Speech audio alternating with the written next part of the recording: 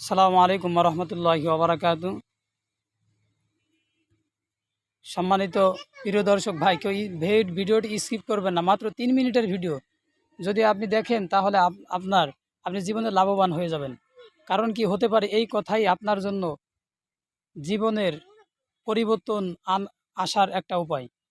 কথাটি হলো এই, দেখেন এই যে যে দেখা যাচ্ছে এটা হলো মাদারীপুর জসকোট কবর স্থান, মাদারীপুর মিলমার্ট জসকোট কবরস্থান ঈদগাহ ময়দান, মাদারীপুর মিলমার্ট কবরস্থান ঈদগাহ ময়দান। এই যে এখানে এই পাশে এই যে দেখেন, এই যে হলো সব কবর দেখছেন।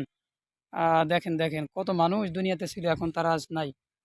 আহা, এই জায়গা তো দেখেন, যারাই আমার ভিডিওগুলো দেখবেন তাদেরও একদিন চলে যেতে হবে।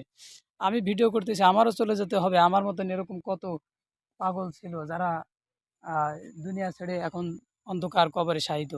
অনেক কত মানুষ ছিল দুনিয়ামুখী, দুনিয়া লোভ লোভ করছেন।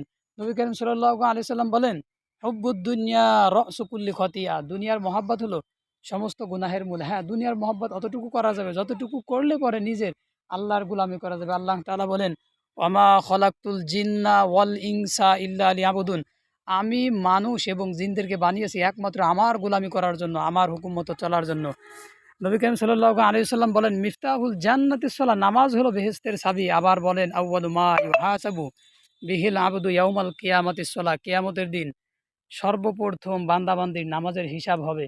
তো ভাই, নামাজের সময় হলে অনেকেই নামাজ পড়ে না, এত অলসতা করে, পড়েই না। বলেন তো, নিজেদের বিবেকের কাছে যারা আমার ভিডিও যারা দেখবেন, অনেকে আছে মুসলমান যারা নামাজ পড়েন না, তারা আমার ভিডিওটা দেখে একটু কমেন্ট করে জানাবেন যে বলেন তো, নামাজ যদি কেউ না পড়ে তাহলে সে কি আল্লাহর সঙ্গে গাদ্দারি করলো না?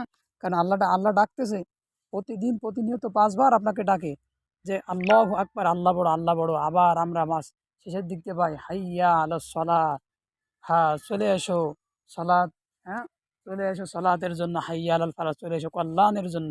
তা আল্লাহ আপনাকে ভালোর জন্য ডাকতেছে, কল্যাণের জন্য। কিন্তু আপনার আমার কাজ কি? গাদ্দারি করে, ঠিক আছে, দুনিয়ার যত কাজকর্ম আছে সবগুলো আমরা করি, কিন্তু নামাজ পড়ি না। তার মানে এটা বোঝায় যে আমরা আল্লাহর সঙ্গে গাদ্দারি করতেছি, যে আমাকে ডাকছো, ডাক শুনবো না, শুনবো না, শুনছে আসবো না। তাহলে বলেন তো, আল্লাহ তাআলা আমাদের এই মৃত্যুর পরে কি প্রতিদান দিবেন? ভাই, যারা নামাজ পড়বেন তাদের জন্য রয়েছে উত্তম পুরস্কার। তাদের দুনিয়াতে আল্লাহ তাআলা রিজিকের কোনো অভাব রাখবেন না।